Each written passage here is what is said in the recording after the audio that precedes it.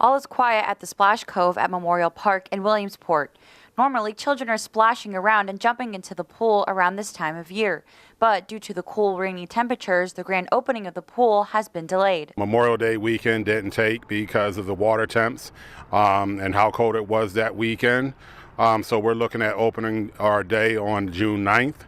Will be our first official day. Sean Walker, the City of Williamsport Recreation Coordinator, tells us water testing was also behind.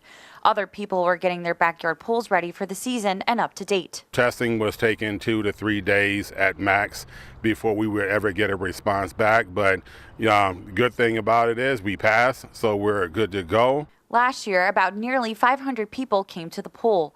Walker expects to reach those numbers again this year. We had pool parties here. We had, people that wanted to do birthday parties here, and also, swim team, which normally uses our pool. They came out and had a couple of their meets here at the pool. So we're looking forward to another good season this year. About 12 lifeguards are needed in order to fully open the pool.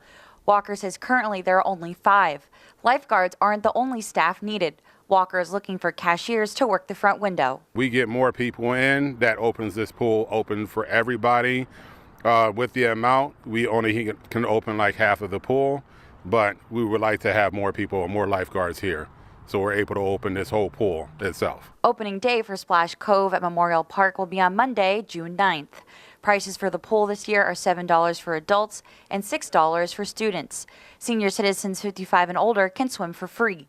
Mackenzie Aucker, Newswatch 16, Williamsport.